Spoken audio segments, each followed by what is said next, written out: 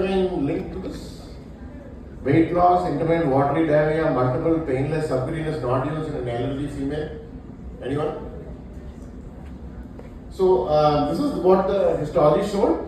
The histology showed a poorly differentiated high-grade malignant neoplasm, and this is the immunohistochemistry. It is positive for chromogranin, CAM 5.2, CK7, and AE1 and AE3.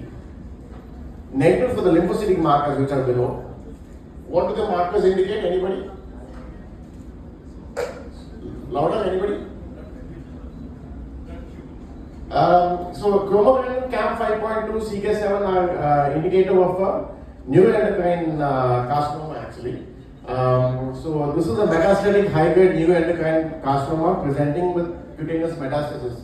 And the reason it's close to my heart is this was my presentation. I presented this at the Endocrinology Society of the UK in 2004 in London actually, and this was my first ever publication. Luckily I got this, and I knew I was going to skin, and what my mentor and my professor gave me the opportunity to present this, and that started my journey into dermatology. So there are other cutaneous manifestations of neuroendocrine tumors. I'm not going to go into this, but carcinoid syndrome is a common thing that we know about. Then cutaneous metastases are very rare. There are other presentations which we'll talk about. What is the skin disease that is pathognomonic of diabetes? So with skin disease, if you see, you can almost guarantee the patient has got diabetes. Anybody? Anyone? Thyroid nodules can occur in a number of entities. Anything else? One thing that is classical, we have learned it as a UG, in MBBS. Yes.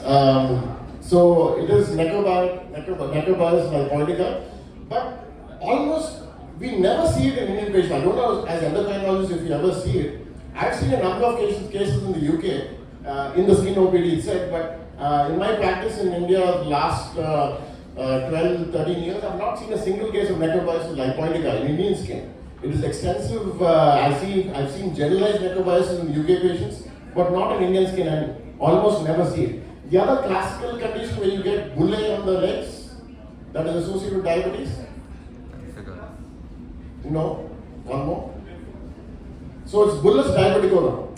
It's a classical presence. It's classically described in diabetes. So these are two entities that are classically described in diabetes, but very rare actually. What about thyroid disorders, by the way? Any pathognomonic disorder in thyroid where if you see the skin entity, you can almost guarantee the patient's got thyroid disorder? On the legs?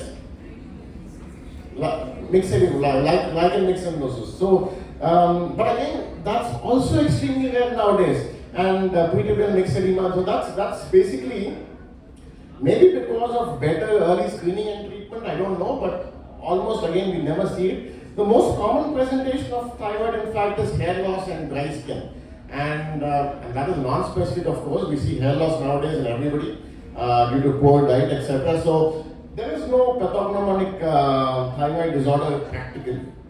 Okay, here's a trick question. What is the most common presentation of diabetes in the skin, particularly in men? What do you think as a dermatologist? In fact, this is the presenting symptom of diabetes. Absolutely not, but not regular balanitis. It's candidal balanoprostitis, and that is what we see. Not just plain balanitis, it's candidal balanoprostitis. So often you see this phimosis where the prepuce is completely swollen, quite painful, and initially starts with a white discharge. Often the spouse may have associated candidal vulvovaginitis, which may or may not be symptomatic, but because the patient is diabetic, they get the symptoms and they present to the dermatologist. Now, what do patients think is the common presenting manifestation of diabetes in the skin? What do you think the patients perceive? Often patients say, I tell them, when I see this patient, I know they've got diabetes. Young patients, often in the 30s or 20s, even late 20s, obese, with family history. I tell them, have you checked for diabetes? And they say, నేను చేసుకోలేదు, నాకు diabetes లేదు. Why do you think you don't have diabetes?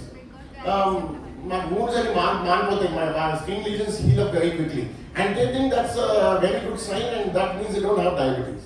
And that's a common misconception actually. So patients think that most patients deny they have got diabetes because the skin lesions heal up quickly. What about in women, the presenting sign? I'm not quite sure actually. I don't see many women patients presenting as a first thing, but maybe cardiac vulvovaginitis in women may be a presenting feature in the skin, on the outside. So the second most common presentation of uncontrolled diabetes is what you mentioned earlier. It's generalized pruritus. And if it's uncontrolled, it leads to renal disease, uremic pruritus, prurigo nodularis, and then eventually perforating collagenose. These are the common skin signs we see. What is the diagnosis here, anybody? This skin rash, if it presents in a diabetic, multiple lesions which appear a bit crateraiform. You can see a central sort of crusted area here as well. So something like this. Anything comes to your mind? This is what I've just discussed. It's perforating collagenosis, and that is just simple prurigo nodularis, that particular picture. And when it progresses, it's a stage where there's a central ulceration within the nodule, and that is called perforating collagenosis. Obviously, this all depends on the duration of diabetes. The other manifestation, I'm pretty sure you all know. You've got the the trophic ulcers on the feet because of lack of sensation. Then you've got the gangrene, and the last one, furunculosis. These are also other manifestations of late stage or uncontrolled diabetes. Okay, what endocrine abnormality is suspected here? I'm pretty sure all of you have seen this. Can you make it out? Young patient with this pigmentation on the cheeks, and this patient pigmentation on the forehead. Endocrine abnormality.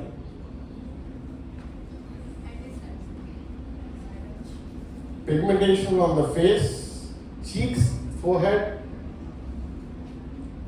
This is simple acanthosis nigricans. Okay, so this is a common presentation. We see that insulin resistance with hyperinsulinemia, and the acanthosis in the thickening of the skin is a velvety thickening and not merely darkening. So this you can see a velvety thickening in the forehead and sides of cheeks, and this is a common presentation, isn't it? And we see a number of patients with or without obesity presenting with it. But nowadays previously we used to think that it is pathognomonic of diabetes, but nowadays with increasing in obesity and insulin resistance without diabetes, we know that insulin resistance and hyperinsulinemia itself can cause acanthosis nigricans. Okay, here's an audience question. 7-year-old boy with velvety acanthosis nigricans around the neck and is overweight. What should you do? So which of these four would you choose? Perform fasting insulin, home IR, and a full endocrine workup in every child presenting like this, 7-year-old child. Do no investigation before 10 years of age, simply advise weight loss. Assess BMI, growth and metabolic risk. Invest selectively now and formally screen by puberty or age 10. Refer urgently to exclude internal malignancy. How many for A? 2 people. How many for B? Okay, 1. How many for C? A few more. And how many for D? How many think internal malignancy in a 7-year-old? No one? Bad. You're right, actually. No internal malignancy. In fact, at puberty or from age 10 years of age and an overweight, that's when you need to investigate. But children younger than 10, investigation should be selective. So the answer is actually C, and most of you are right. So you don't need to investigate everybody. In somebody who's obese, treat the obesity and see unless there are any. It's a rapidly progressive. If acanthosis nigricans is occurring on sites apart from flexures, apart from neck, underarms, it's occurring on the dorsal of the hands and face and other places. Then and rapidly progressive. Then think about investigating. But otherwise, in a young child, less than 10, no need. Above 10, definitely investigate, and that's what the guidelines suggest. At least you have to do a HbA1c, fasting glucose and GDT. Okay. Here's a common scenario. Female with acne and facial hair. You can see that. Okay. Acne, facial hair. Common scenario that we see as dermatologists. When should we investigate? True or false? First option. All acne and facial hair require hormonal testing. As endocrinologists, yes or no? Anybody who's yes, put your hands up. No one. Okay. Investigate only if she's obese. Obesity, acne, facial hair. Investigate? Yes. One person wants to investigate gastroenterologist. Okay. Okay. Investigate if obese and then has androgenetic hair loss. You only say yes to one of them. So now you only said yes to obese. So now androgenetic hair loss, you will investigate anyway. Yes? Okay. Fourth, investigate when there is true hirsutism and or persistent menstrual irregularity irrespective of obesity. Yes, that we have to investigate anyway. So actually the criteria of investigation are persistent menstrual irregularities, true hirsutism. No, I said all facial hair. So now all facial hair is not hirsutism. Only hair that is really thick and sort of, if you can think of a man's beard, that thickness is what we grade as true hirsutism. Otherwise it's just hypertrichosis. So confirmed androgenetic hair loss, all these three criteria, definitely irrespective of acne or obesity, you need to investigate. Okay, here's another scenario. 46-year-old female develops post-facial and truncal hair. Okay, 46-year-old female, 6 months, hair loss, deepening voice, increasing muscularity, and tryptomegaly. Okay, you got multiple features. True or false? One, it's a physiological sign of menopause. Anybody say it's true? No. Everybody thinks it's pathological. Investigate if she's obese. No. Investigate if she has weight loss. Yes. Investigate immediately irrespective of whether she has weight loss or not. Last one. Yes, indeed. So this is androgen secreting ovarian adrenal tumor until proven otherwise. Because she's got all the signs of realization. Key clues the rapid progression and rather than ordinary hirsutism. Okay. Here's an interesting case. This is an endocrine related genetic syndrome presenting on the skin. And there are 3 different scenarios, but all show the same condition. This is a typical lesion of the face, chest and arms of a 5-year-old girl, which demonstrates a jagged coast of Maine. That's it's a jagged border, that's the name given, coast of Maine border, and that's a typical description. And it doesn't cross the midline, so it's along the Blaschko's line, segmental lesion. Again, typical lesions of the neck and the sacrum area. And you can see here another typical lesion here, and look at the key clues, look at the spine of all these patients.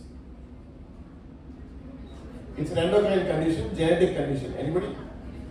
Excellent. It's McCune-Albright syndrome, a combination of fibers or dysplasia of the bone, cafe-au-lait skin spots, and endocrine abnormalities. There are other cutaneous manifestations of neurogenic genetic diseases, which include facial angiofibromas, lentigine, the cafe-au-lait we have discussed, and neurofibroma, and then you've got mucosal neuromas, other non-specific features. I'm not going into the details because it's too much text, but you can see a summary there on the left-hand side, where you have TSC, MEN1, cardiac complex, MAS, and NF1. All of these can have skin signs. I'm not going to go into details, you can read them in the textbook. Which metabolic diagnosis should be suspected here? This is an interesting case. 38-year-old male, abrupt eruption of hundreds of yellow papules. You can see the yellowish nature of the papules. With erythematous halos over the buttocks, elbows, and extensive limbs, poorly controlled diabetes, recent upper abdominal pain. Excellent. And the cutaneous diagnosis? Yes, somebody said it. Eruptive xanthomatosis, excellent. So I don't need to give this presentation. Excellent. So severe hypertriglyceridemia presenting with eruptive xanthomas. Key clues are sudden crops of yellowish red papules, and the abdominal pain is due to plausible pancreatitis, and that's the clue. Excellent. So here, the next case. 61-year-old woman, recurrent painful erythematous plaques which enlarge, blister, erode, and crush before healing with pigmentation. It's in the groins, perineum, lower abdomen, and buttocks. She has weight loss, glossitis, and recently diagnosed diabetes. Excellent. So even without giving the clinical picture, so that's the clinical picture. Anybody know the name of the clinical, the skin site? Excellent. Okay. So what's the etiology?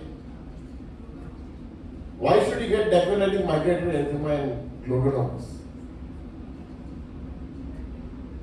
PGs, postgraduates, anybody? It's a relative deficiency of zinc, amino acids, and essential fatty acids, which leads to these skin signs. And we've already told this. Now, what is pseudogglaucoma syndrome? You've told me glaucoma, which is nice. When necrolytic migratory erythema obviously presents without glaucoma, when can it present? It can present in any entity where there is a deficiency of zinc, amino acids, and fatty acids. And it can occur in malabsorption syndromes, liver disease, inflammatory bowel disease, pancreatitis, etc. Okay, so this is a very interesting case, and this is very topical. I'll tell you why. This is a young male who presented the skin OPD. Look at him. I mean, he has got typical. What does he have? Cushing's. He's got striae, he's got the Cushingoid facies, but he presented the skin OPD. Why? Because he had these rashes. I'm not going to give any clues because the clue is in the picture.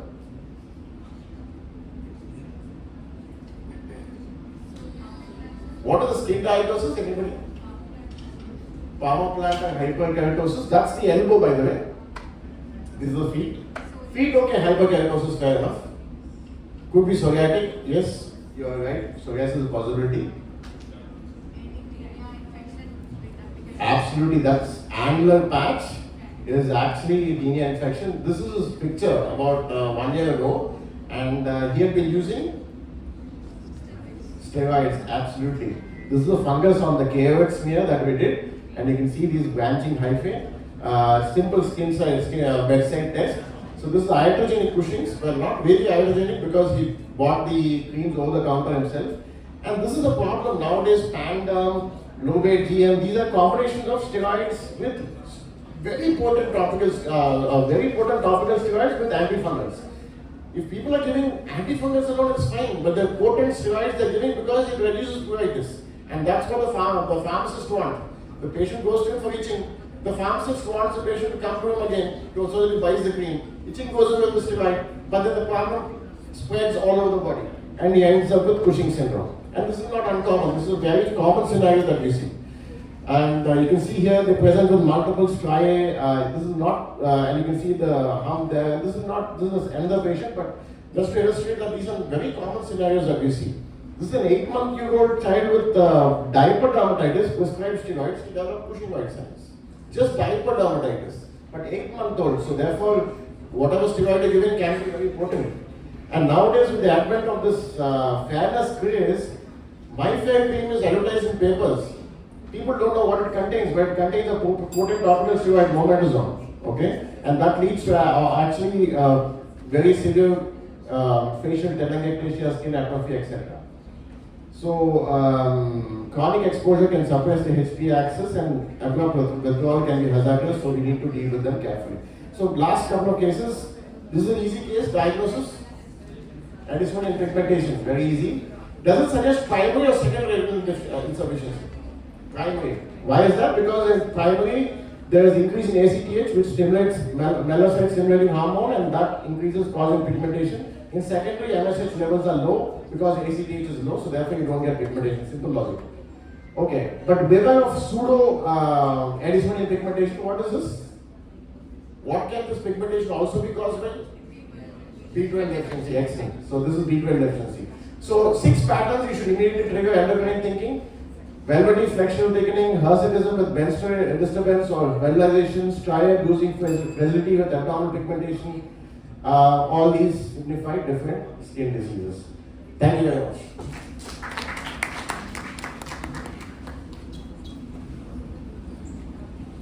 Thank you, sir. Any questions from audience?